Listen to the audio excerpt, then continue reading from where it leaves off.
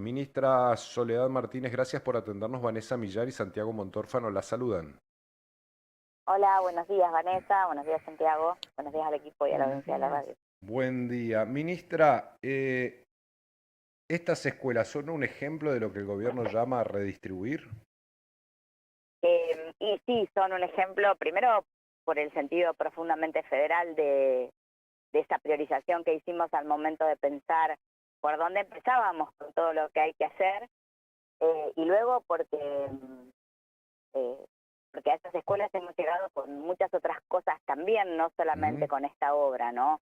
Dejando a salvo en la particular situación de la escuela de Callao, en donde todo lo que podamos decir estuvo matizado, atravesado y se hizo más complejo por el incendio de la escuela, del único edificio escolar que tenía Cabiahue, Sí. pero desde ese lugar visto también eh, jerarquizar o priorizar esa obra también significa, en el sentido que el gobernador lo plantea, redistribuir oportunidades, ¿no? Porque nosotros encontramos una manera de salir de esa situación del incendio que Ujú. podría haber seguido en el tiempo, por lo menos un poco más, y sin embargo, inmediatamente de lo que ocurrió, el gobernador instruyó que dispusiéramos los recursos para reiniciar las obras del CEPEN 74, para hacer las obras en la escuela primaria que está en ejecución, para crear una escuela infantil que Cabiahue nunca había tenido. Sí. Así que sí, lo que pasó ayer es una materialización de la neuquinidad, ¿no? Que es ordenar, redistribuir, priorizar en las cosas importantes, en educación, en salud, en seguridad y poner al Estado al servicio de los proyectos de los neuquinos y de ¿Y las neuquinas. y el caso de Guaraco, que era, había una escuela tráiler o no había nada? En Guaraco había un combo, sí, funcionaba en un lugar que había sido es una escuelita chiquita, muy vieja, una Sí. escuela que empezó como rural y que luego y ahora está urbanizada dentro de la localidad de Andacollo. Y luego se sumó a la casa institucional porque la escuela empezó a quedar chica y se sumó un tráiler en un terreno en donde ya no entraba absolutamente nada más, y así funcionaba la escuela esta, que es una escuela en la que, como en muchas otras escuelas de la provincia, pasan cosas extraordinarias, ¿no? Hay unos proyectos hermosos, hay tremenda cantidad de estímulos que reciben esos niños y esas niñas, y para todo eso, como en toda la provincia, era necesario tener un edificio en condiciones. Ujú. Ministra, se habla mucho de lo que simboliza, perdón, la expansión para la provincia de Vaca Muerta, de las inversiones, pero a nivel educativo esto supongo que implica un desafío, porque hablamos de una provincia en crecimiento, con cada vez más gente que viene a radicarse. En ese contexto, ¿cómo se trabaja para brindar desde lo edilicio una infraestructura adecuada? Porque imagino que más allá de lo que de inversiones que ya se venían gestando por comunas que naturalmente tuvieron su desarrollo y acompañando justamente ese crecimiento, ahora ustedes se ven ante un desafío, ¿no? Porque de un tiempo a esta parte el crecimiento fue tal en toda la provincia que manejar eso y organizarse como para dar una respuesta desde la infraestructura debe ser algo como para ponerle mucha cabeza, ¿no? Para manejar la inversión. Sí, es cierto, sumarle a esa caracterización que bien haces y que comparto, una provincia que, como lo dice de manera permanente el gobernador, porque no es menor recordar el punto de partida de todo esto que estamos contando, ¿no? Tenemos un déficit de inversión en infraestructura de unos 4.000 millones de dólares, Ujú. y por supuesto ese déficit también comprende el de la infraestructura edilicia. Con Ujú. lo cual, a la complejidad de una provincia que crece a un ritmo vertiginoso y casi a escala de países, ¿no? Porque el crecimiento de Neuquén se puede comparar con los crecimientos que tienen algunos países muy con mucha potencia y que siempre son sinónimo de oportunidades. Ujú. Sumarle el atraso que tiene, que es lo que le pasa a toda la infraestructura en la provincia. Por supuesto, requiere mucha planificación, requiere organización y requiere además una mirada más integral que simplemente la de los ministerios como compartimentos estancos. La provincia tiene 2 o 3 regiones que han crecido de manera exponencial y son las que tienen, salvo estas acciones de intervención del Estado, mayor potencialidad de crecimiento, así como están dadas hoy las condiciones, y es en las que tenemos que hacer una mayor inversión, ¿no? ¿Cuáles son esas? Y la confluencia, el gran conglomerado Neuquén-Plotier, en algún punto Centenario, pero es mucho más notorio en Neuquén-Plotier, el sur de la provincia, particularmente San Martín de los Andes, y se empieza a sentir un poco más en Villa y en Junín, y todo el corredor de Vaca Muerta, Chañar, Añelo, Rincón, más concentrado en Chañar y en Añelo, son los lugares en donde tenemos la mayor demanda de infraestructura sin atender. En el resto de las localidades o en el resto de la provincia estamos tomando decisiones que tienen un poco que ver con reparar años de olvido y de postergación, y en otros casos de mejorar las condiciones para favorecer el desarrollo de esas regiones y generar una provincia que crece de manera más integral en todo su territorio. ¿Y está cuantificado eso? ¿Se necesitan en tal lugar tantas escuelas de enseñanza media? Acá se necesita un jardín, allá se necesita ampliar la infraestructura que existe. ¿Eso se cuantificó o hay un trabajo para hacer eso? No, lo tenemos, respecto de lo atrasado, lo tenemos cuantificado, y hay equipos que hace muchos años son parte de los equipos técnicos de educación y que tienen ese relevamiento, que por supuesto merece ajustes permanentes porque hay siempre una gran movilidad en este dato, y también lo tenemos cuantificado en términos de lo posible, no de la proyección, porque hay todo un sistema de estadísticas que hay que mejorar y que funciona.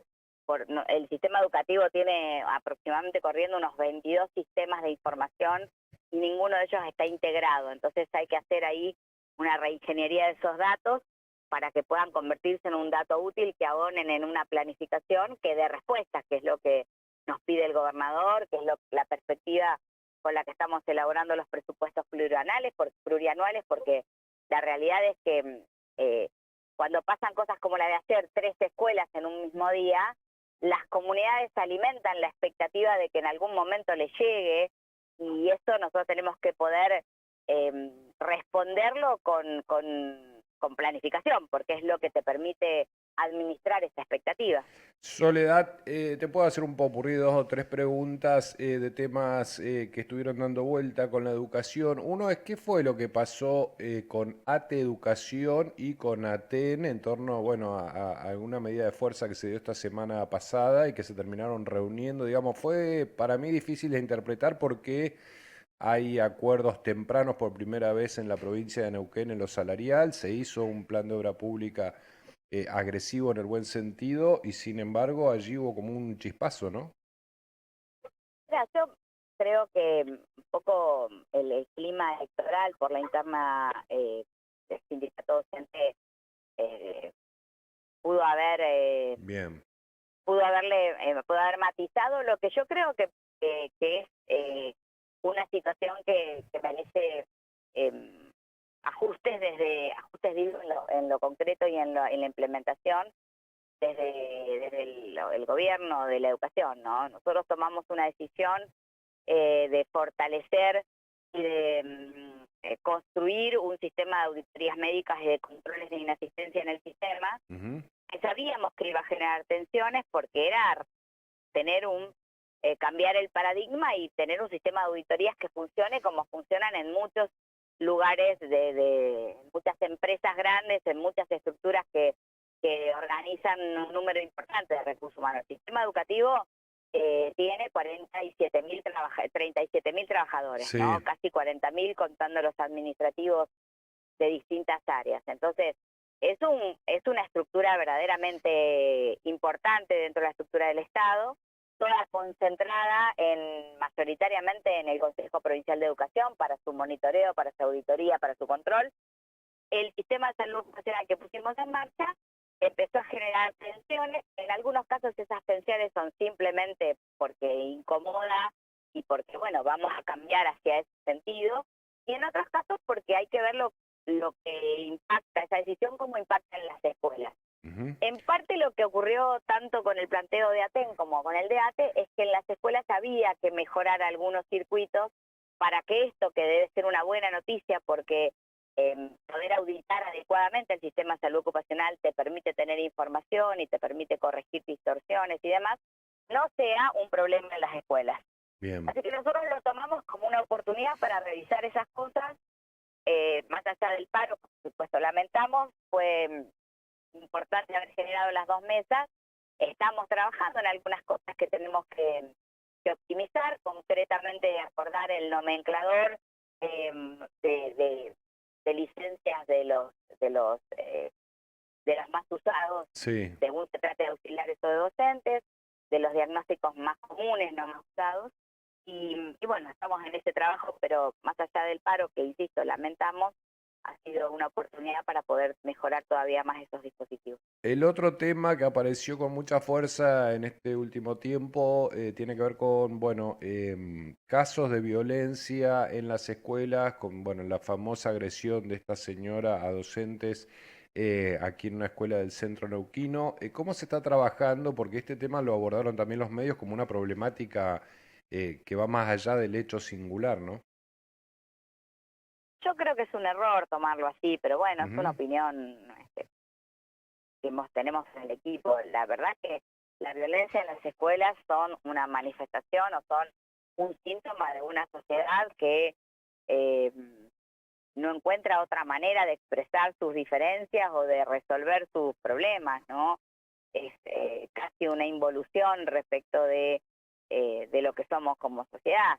No es un problema privativo del sistema educativo, es un bien. problema, es un síntoma de lo que somos, insisto, como sociedad. Ocurre que en el sistema educativo esto se amplifica y además tiene una potencia de alcance y de llegada que no tiene ningún otro sistema, porque Ujú, nosotros tenemos escuelas en toda la provincia, tenemos 225.000 alumnos, como te decía, 37.000 sí. trabajadores, entonces se multiplica como no pasa en ningún otro dispositivo estatal.